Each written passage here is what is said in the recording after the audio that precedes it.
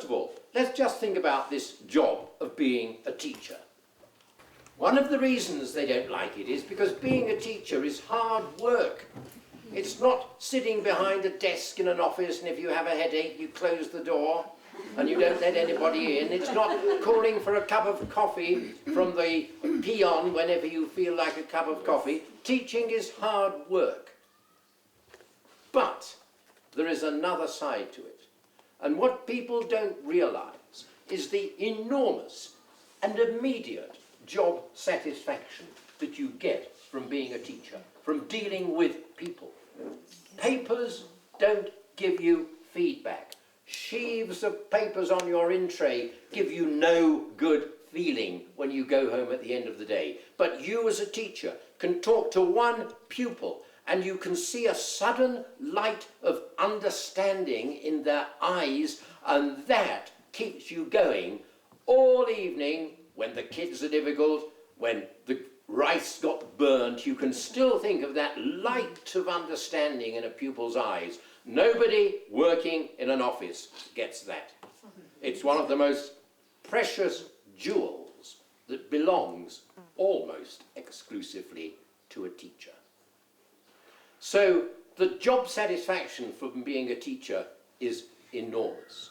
First of all, the word tradition was used in a slightly critical way. Well, I think tradition is a very good thing. Tradition gives us stability. Tradition gives us continuity. Tradition supports cultural patterns. The problem comes when tradition becomes the God, when everything has to be only tradition. Every tradition once began. Every tradition was once not a tradition at all. It was a new idea.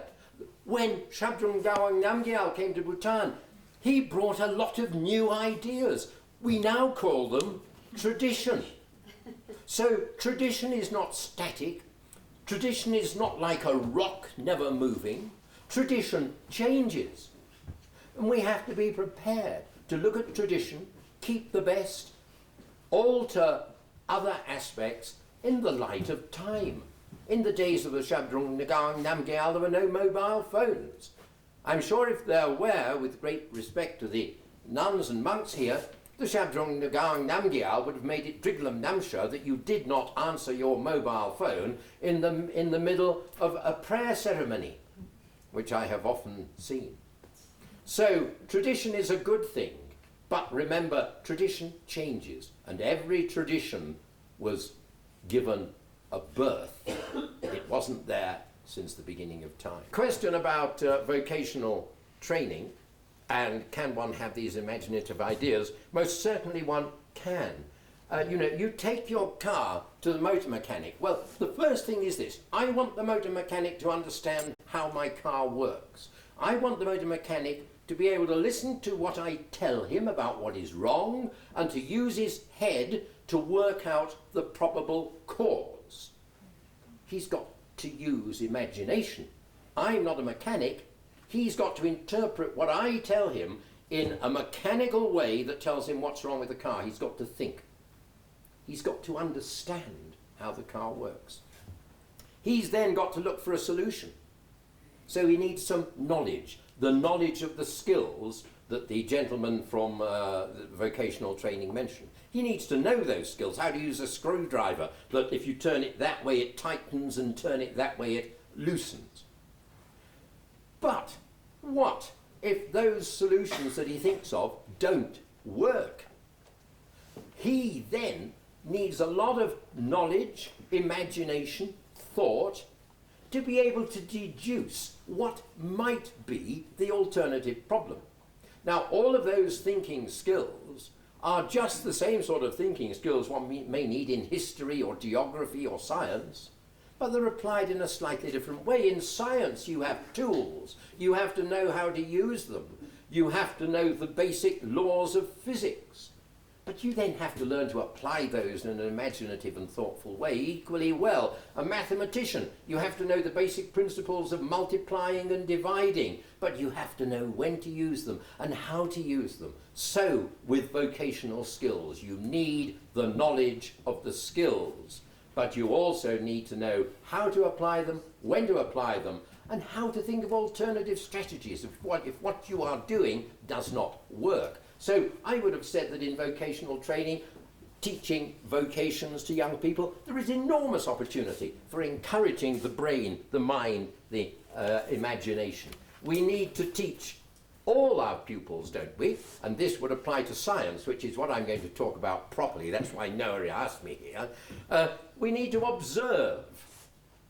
We go around, don't we, and we don't observe at all. We're just afterwards going to go for a short walk and do a bit of observing. Having observed, you then need to do a bit of thinking. Why is the water in the Paro River flowing that way and not that way? Would you be particularly surprised if one day, when you walked by, you saw the water flowing that way? But why? Why? So, thinking. And then, when you think, you then ask questions. This question, why? Why do trees grow upwards? And you know, if a tree is bent like that, it'll turn and start growing up again. How does the tree know where up is and where down is? Do trees in Australia grow into the earth? So where is up? Which way is up? So as you walk around, all these sort of questions can come to you.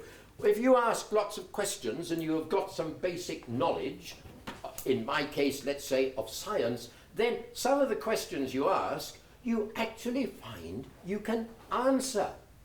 So there comes an enormous satisfaction about being able to explain why something happens, rather than just blandly accepting, oh well, that's what it does. To be able to explain it. I do recall 41 years ago up the valley here, I was trying to get young people to observe, think, question and conclude.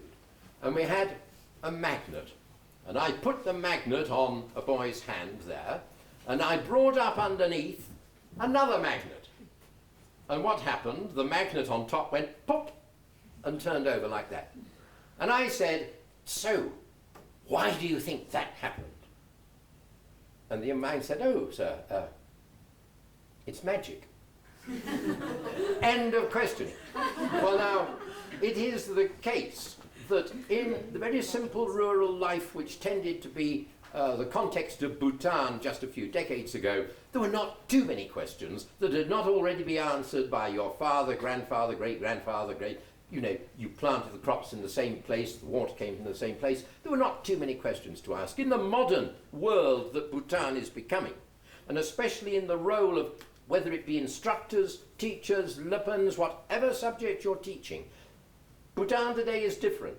You need to encourage students to look, to observe, and then to think. And from think, to ask questions. Then, from questions, try to find the answers. A few years ago in Bhutan, if you had a question you didn't know the answer to, and there was not a book on it in your room, you were lost. Now, all the knowledge of the world is available to you sitting here in the middle of the Himalayas through the internet. How often, when a question occurs to you, how often do you actually go to the internet and type in that question? You'd be amazed. Virtually every question you ask, answers will come up on the internet. So suddenly here in Bhutan, you have access to all the knowledge of the world. What's a Higgs boson? Type it in and you'll get a thorough explanation. So when I say question, in earlier days, if you were a young student and you were being encouraged to observe, to think and then to question, you wouldn't have too many ways of answering that question. Now, the world is your oyster. Curriculum. all this, I agree with my colleague from Royal Education Council, wherever. Never mind about the wretched curriculum. Just follow it. Let's face it. Electric circuits is on the curriculum in physics in every country in the world. It's not what it says, learn about series and parallel connections. It's how you do it that counts. And as my colleague from RUC said, I can, and in fact there was a lady here talking about the English teacher who would sit on the throne and be very, very solemn. And the English teacher would tell jokes. Same curriculum, same thing they were talking about. Multiplication, 2 times 2 equals 4, whether you like it or not. It's how you do it that counts. And that is entirely up to the imagination, the thought, the innovative ideas of each individual teacher. There are no rule books that tell you how to teach. You imagine working in a ministry. You imagine working in the Royal Civil Service Commission where you have a manual this thick of all the rules you have to follow. And then there's all sorts of people watching to see if you break the rule. God, can you imagine how depressing that is? A teacher, you've got to teach Ohm's law, or you've got to teach 2 times 2 equals 4. How you do it is entirely up to you. There are no rules. That's why teaching gives you more freedom than virtually any other job. It's up to you to use your brains, minds, knowledge, imagination, thought, humour, seriousness to deliver 2 times 2 equals 4 in the way that the pupils will A, understand, and B, remember, and C, be able to use. I should add, by the way, repetition. Somebody criticised the fact that the curriculum is repetitive. Repetition is not a bad thing. There is a basic standard instruction technique in the British Army which says, tell the soldiers what you're going to teach them. Teach them. Tell them what you've taught them. You repeat it 3 times and they'll remember. You probably are familiar with that. So repetition isn't a bad thing. You can cover the same thing. I can do Ohm's law, or I could do 2 times 2 equals 4 in 10 different ways. Same knowledge, but 10 different ways of doing it. So repetition is not necessarily a bad thing. Never mind the curriculum. I'd rather have a bad curriculum taught by a good teacher than a good curriculum taught by a bad teacher. The curriculum in education, mainstream education in Bhutan, is not very good. Never mind that. You be a good teacher and you can deliver a bad curriculum in a way which will make it good. You can be the transforming agent. So don't go on about, oh, the problem is the curriculum, the Ministry of Education won't change it, it's too full, it's this and the other. You do it. You make the curriculum good for the kids, even though fundamentally it's a bad curriculum. Now I was going to tell you a joke which helps you distinguish between the difference between education and training. But it's a bit rude, so I'm not going to tell you.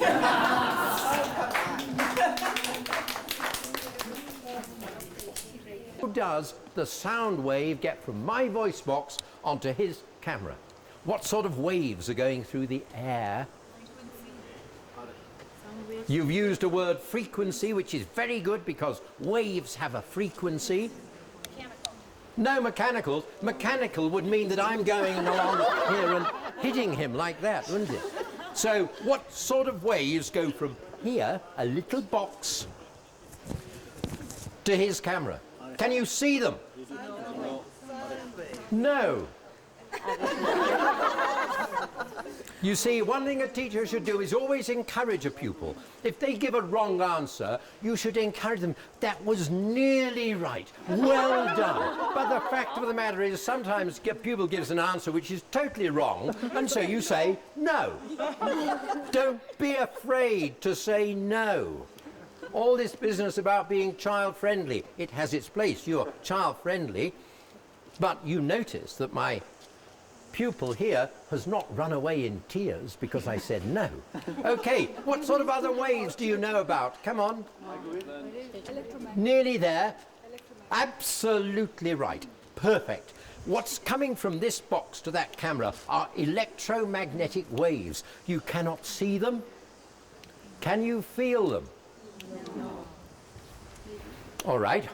You said microwaves a moment ago. Microwaves are electromagnetic waves. When you go home, who has a microwave oven at home? Anyone? Everyone. Right. Stick your hand in a microwave oven and turn it on. All right? Tell me whether you can feel the microwaves.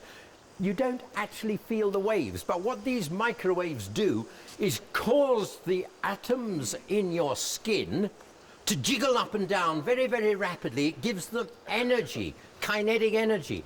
And kinetic energy of atoms and molecules is what we call heat energy, and it is temperature. You give more heat energy to your molecules, and the temperature of your skin rises. And you put your hand in the microwave, and for supper, all your family can have roast finger. So we go from waves, sound waves, going through the air.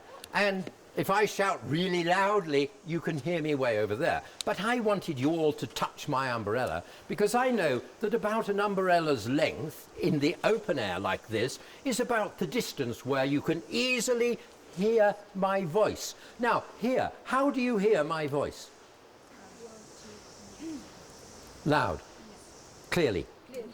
But how do you hear it? But in a way, you're quite right. What mechanism allows you to hear my voice? Yeah. Right, absolutely, Mr. Dower, thank you very much. Your ear. You all learned biology at school, didn't you? What's in your ear? There's a little thin skin, like a drum skin. You know the drum, boom, boom, boom. And when the sound waves from my voice box, these vibrating chords, when the sound waves hit your eardrum, it makes it go like that. And then what happens? No, it's not transformed into sound.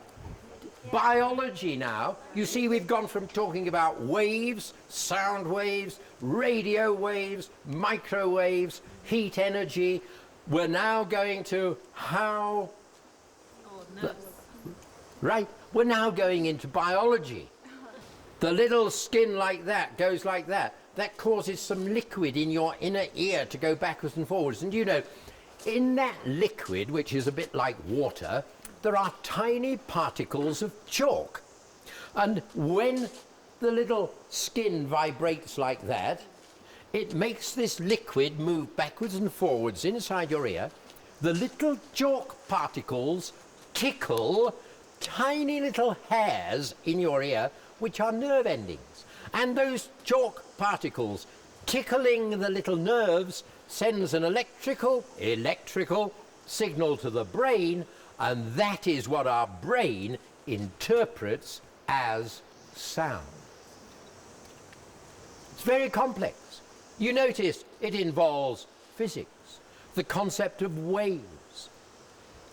The waves, when I'm talking to you, travel through the air. They make the air vibrate, and one thing you can do is take a lighted candle, hold it in front of you, and go, "Ah," and you'll see the candle flame vibrate like that. Such a simple little experiment to do in school with pupils. You don't need masses of apparatus. You can even do it with a thin sheet of paper. And you can feel it vibrate. You can get the kids to put their hand here and go, and they can feel the air vibrating. So we go through from the idea of waves, the structure of the body, the vocal cords, biology, onto sound waves, how they transmit through the air, through these little air molecules, which brings us to the next question. What is air? It's a mixture of gases. Air is a mixture of gases. Right, so let me ask you another question. What's a gas? Gas is, it consists of molecules. Right, oh, brilliant. A gas consists of molecules.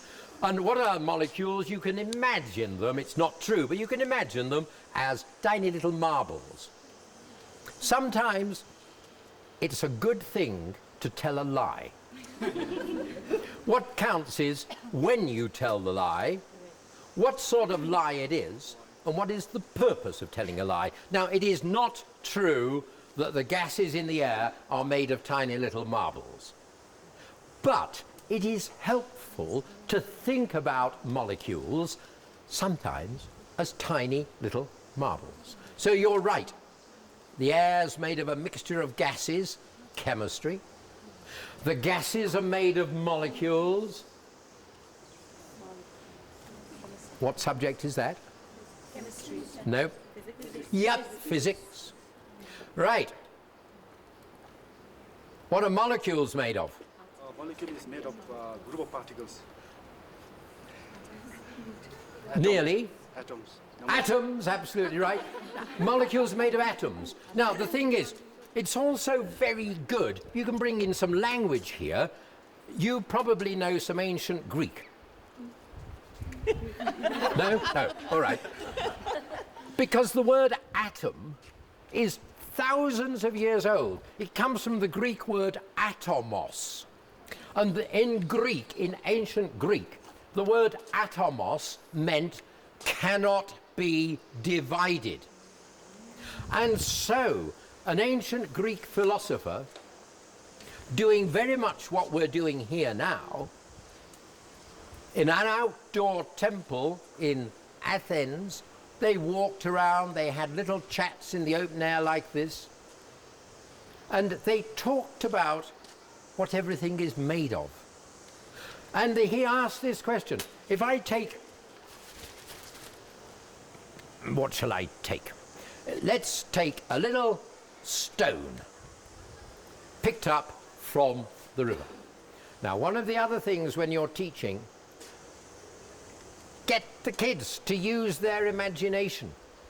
Doesn't matter what you're teaching, whether it's vocational training, whether it's Zonka, whether it's science, whether it's mathematics, English, get the kids to use imagination. What's that? Thank you. Is it round or long? Round. Correct.